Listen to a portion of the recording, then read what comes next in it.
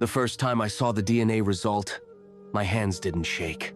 Because deep down, I think I had always known something was wrong. My name is Ethan Miller.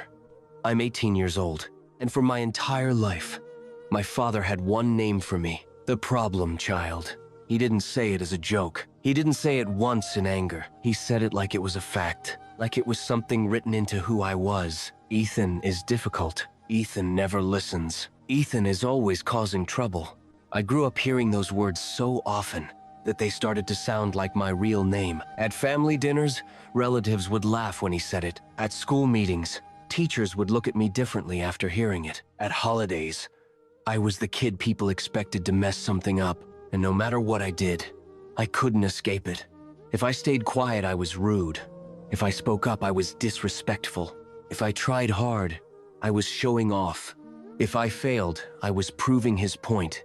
There was no version of me that he was proud of. I used to ask my mom when I was younger, "Why does Dad think I'm such a bad kid?" She would always give the same answer: "He just expects more from you." But that wasn't true, because he didn't expect more from my sister, Emily. Emily was everything I wasn't. Soft, smiling, obedient. At least, that's how she looked. She made mistakes too, but somehow, those mistakes always became mine. When I was 10, a glass vase shattered in the living room. I was upstairs doing homework. I came down when I heard the noise. Emily was standing there, the broken pieces at her feet. My father looked at her, then looked at me. "What did you do?" I remember that moment clearly. The confusion, the panic, the helpless feeling of being blamed for something I didn't do. "I didn't break it," I said. "Don't lie to me." He replied immediately. Emily stayed silent, and that silence was enough for him. I was grounded for a week.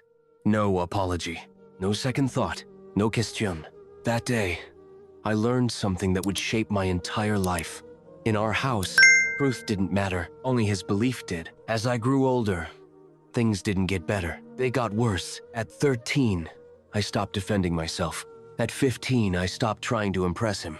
At 17, I stopped expecting love from him, but the label never stopped. The problem child.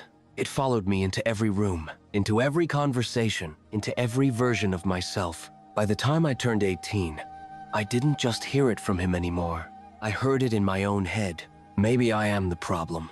Maybe something is wrong with me. Maybe I deserve this. That's what years of being blamed does to you.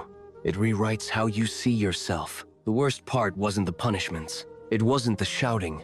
It wasn't even the unfairness. The worst part was feeling like I didn't belong in my own family, like I was an outsider living inside their house, like I was a mistake that no one wanted to admit, and my father made sure I never forgot it. "Why can't you be more like your sister?" I heard that sentence more times than I can count. Emily would sit there quietly, pretending to be uncomfortable, but she never spoke up, never told the truth, never defended me. Because in that house, the lie benefited her, and I paid the price. Year after year, birthday after birthday, holiday after holiday, always the same role, the same label, the same distance. By the time I finished high school, I had already accepted something. I would never be the son my father wanted. So I stopped trying. I focused on surviving, keeping my head down, staying out of his way, waiting for the day I could finally leave that house. But life has a strange way of revealing the truth when you least expect it. Because just a few weeks after my 18th birthday, something happened. Something that changed everything I thought I knew about my life. Something that made all those years of blame suddenly make sense. It started with a single envelope, plain, white, with my father's name on it. And inside that envelope was the truth he never wanted to face. A DNA test result. And when I saw it, I finally understood one thing. I was never the problem. I was the proof. The envelope sat on the kitchen counter for 3 days. No one touched it. No one mentioned it. But I noticed something strange. My father stopped looking at me. Not in anger, not in disappointment, just avoidance. For 18 years, he had no problem staring at me with judgment. Now suddenly, he couldn't meet my eyes. That was the first sign. The second sign came from my grandmother. She was visiting that week, and unlike everyone else in that house, She paid attention. On the third night, after dinner, she called me into the living room. Her voice was quiet. "Ethan, did you see the letter on the counter?" I nodded. "I don't think it's mine." She looked at me for a long moment. Then she said something that made my chest tighten. "It might be about you." Silence. "What do you mean?" I asked. She took a slow breath. "Your father did a DNA test. The room felt smaller. The air felt heavier." "A DNA test? Why?" She didn't answer right away. And that told me everything. Because there's only one reason a father takes a DNA test on his own son. Doubt. I felt something twist inside me. No shock, not anger. Something deeper, something older. A question I didn't even know I'd been carrying my whole life. "Can I see it?" I asked. My grandmother hesitated.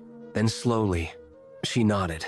She walked into the kitchen, picked up the envelope, and handed it to me. My hands felt steady, but my heart wasn't. I opened it, pulled out the paper, looked at the results. I didn't need to read every line. I didn't need to understand the scientific language. My eyes went straight to the only sentence that mattered. Probability of paternity. 0%. For a moment, everything went silent. Every insult, every accusation, every time he called me the problem, every time he looked at me like I didn't belong. It all came rushing back at once, and suddenly, it made sense.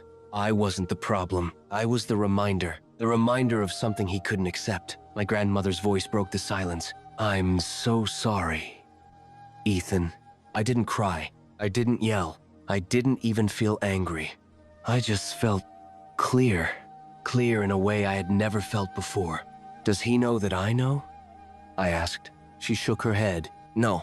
I folded the paper carefully, put it back in the envelope, placed it on the table. "Good," I said quietly. That night, I didn't sleep. I lay in bed, staring at the ceiling, replaying my entire life in a new light. Every punishment, every comparison, every moment, I felt unwanted. It was never about me. It was about his doubt, his insecurity, his fear, and instead of facing it, he turned me into the target. I wasn't his son, so he treated me like I didn't deserve to be. By morning, I had made a decision. I wasn't going to confront him. Not yet. I wanted him to sit with it, to live with that truth in silence. The same way I lived with his lies for 18 years. So I acted normal. At breakfast, he avoided my eyes again. "Eat your food," he said shortly. I looked at him, really looked at him, for the first time without fear. And I saw it. Guilt. He knew, and it was eating him alive. Good. Days passed. The tension in the house grew heavier. My sister stayed quiet. My mother looked nervous. My father became more distant than ever. And I became calm. Because for the first time in my life, I wasn't carrying the blame anymore. They were. A week later, everything changed. My father called a family meeting. We all sat in the living room, the same place where I had been blamed for things I didn't do, the same place where I had been called the problem. He stood in front of us, holding the envelope. His hands were shaking. I have something to say," he began. No one spoke. He looked at my mother, then at my sister, and finally, at me. For the first time in 18 years, his voice sounded unsure. The test results came back. I stayed silent. I didn't expect this." "Of course you didn't." He swallowed hard, then said the words that would change everything. "Ethan, you're not my biological son." Silence filled the room. My mother covered her mouth. My sister looked down. My grandmother closed her eyes. And me? I just looked at him, calm, still, unshaken, because I had already known. But what I was waiting for was what he would say next. Would he apologize? Would he take responsibility?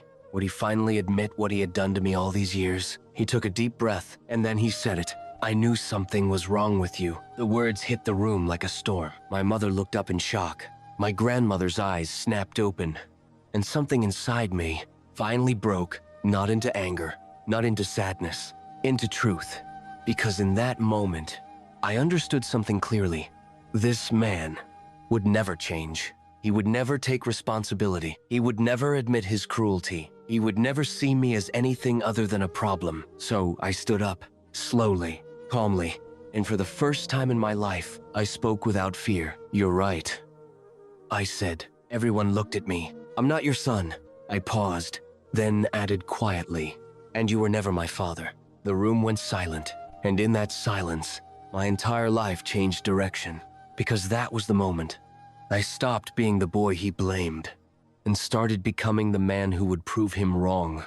The day I walked out of that house, no one stopped me. Not my father, not my mother, not even my sister.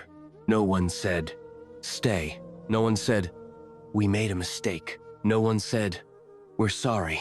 And that silence told me everything I needed to know. I didn't take much with me, just a backpack, a few clothes, some old notebooks, and the one thing I had never had before, clarity. For 18 years, I had lived under a lie. Now, I finally knew the truth. I didn't belong to that man. I didn't owe him anything, and I didn't have to carry his label anymore. But freedom comes with a price, because the moment I stepped outside that house, I had nowhere to go. No savings, no support, no safety net, just me. For the first few nights, I stayed with a friend from school. His name was Ryan. He didn't ask too many questions. He just gave me a couch and said, "Stay as long as you need." But I knew I couldn't stay forever. So I got a job.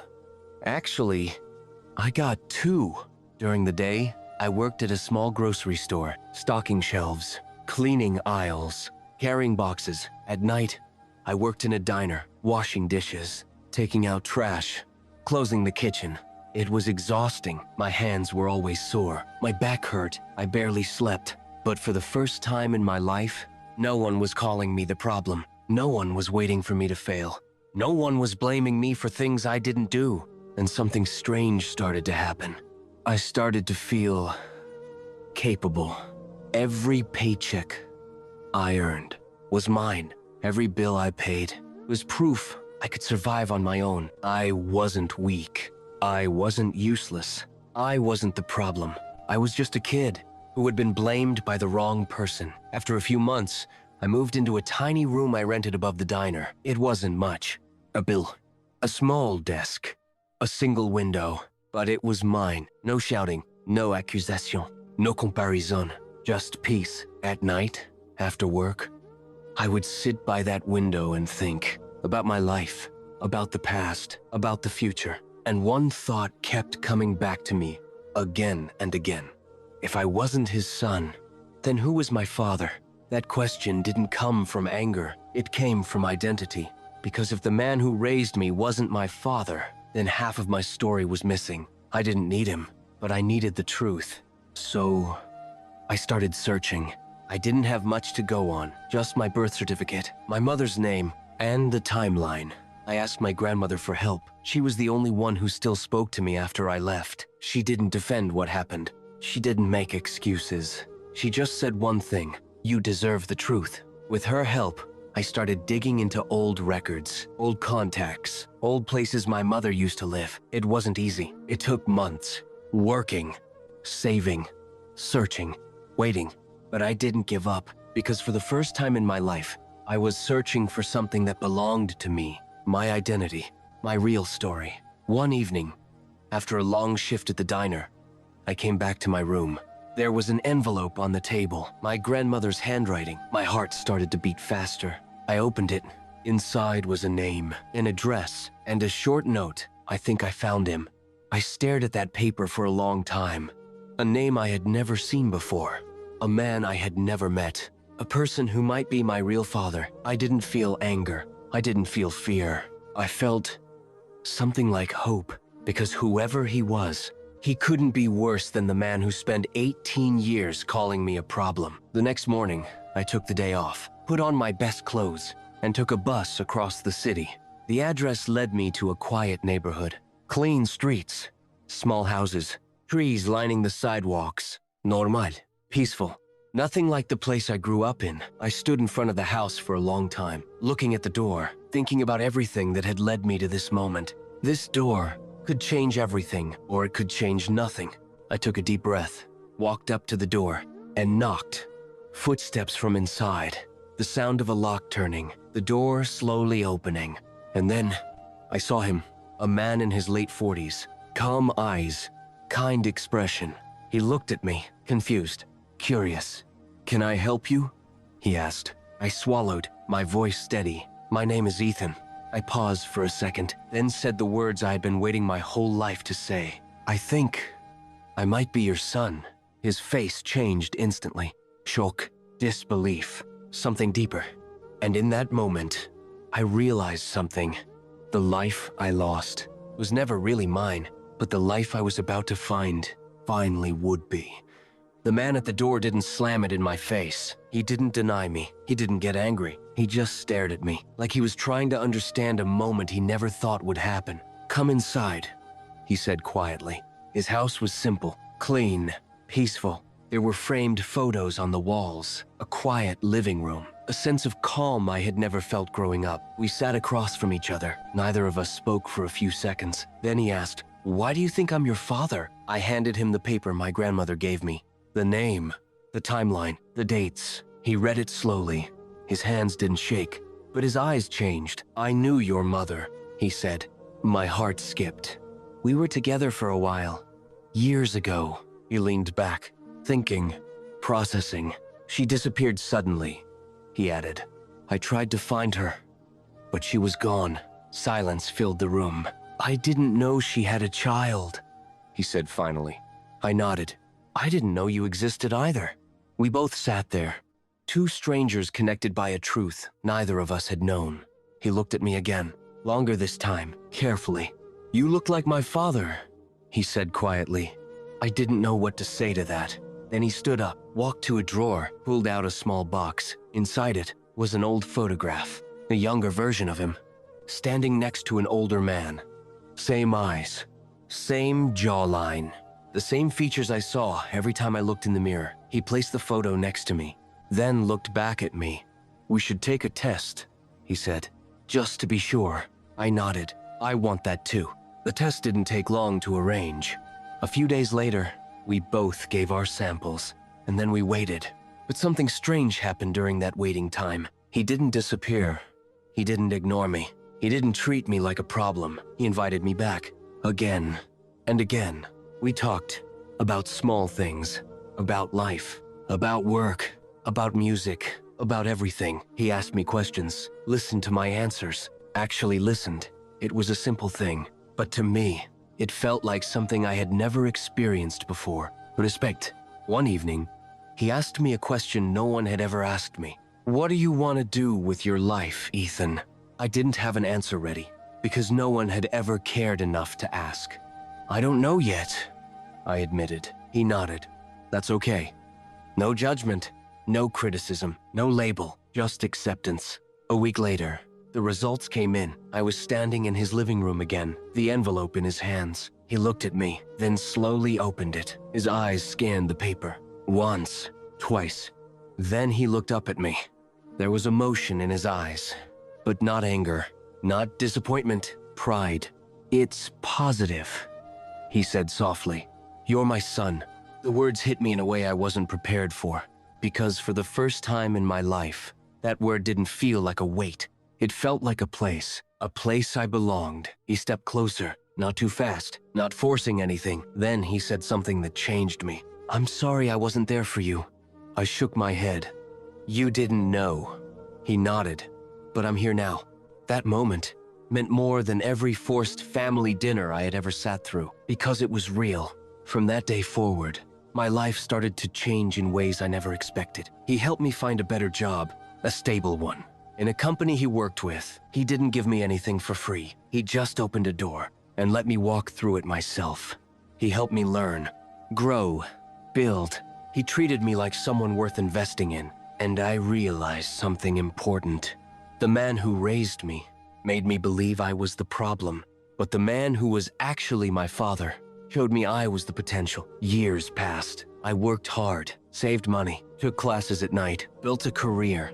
Slowly, step by step, I built a life I was proud of. A life that had nothing to do with the label I was given as a child. And the best part? I did it without them. Without the man who blamed me. Without the sister who stayed silent. Without the house that never felt like home. But life has a way of bringing the past back when you least expect it. Because 11 years later, when I was finally stable, finally successful, finally at peace, My phone rang. An unknown number. I almost didn't answer, but something told me I should, so I did. Hello? There was a pause, breathing on the other side, and then a voice I hadn't heard in over a decade. Ethan. My body went still. It was him, the man who called me the problem, my father, and the next words out of his mouth changed everything again. We need to talk. When I heard his voice again after 11 years, I didn't feel anger. I didn't feel fear. I felt nothing. The same man who spent my entire childhood calling me the problem was now on the other end of the line, sounding smaller than I had ever heard him. We need to talk, he said again. I stayed quiet for a second. Then I asked one simple question. Why? There was a pause, a long one, and then he said something I never expected to hear from him. I made a mistake. I almost laughed. Not because it was funny, but because it was too small of a sentence for what he had done. A mistake is forgetting a birthday. A mistake is saying something you don't mean in anger. What he did was a lifetime of blame, a lifetime of damage, a lifetime of making a child believe he didn't belong. That's not a mistake, I said calmly. That's a choice you made every day for 18 years. He didn't argue. He didn't raise his voice. For the first time in my life, he accepted my words. I know, he said quietly, and I have to live with that. Silence filled the line again. Then he said something that made me realize why he called. I'm sick, Ethan.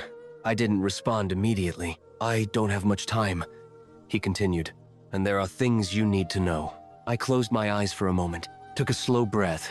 Life has a strange way of bringing things full circle. The man who once made me feel like I didn't belong was now asking me to come back, not as his son, but as the only person who would listen. I'll meet you, I said finally. We agreed on a place, a small cafe near the old neighborhood. The next day, I walked in and saw him sitting alone at a table. He looked older, smaller, weaker.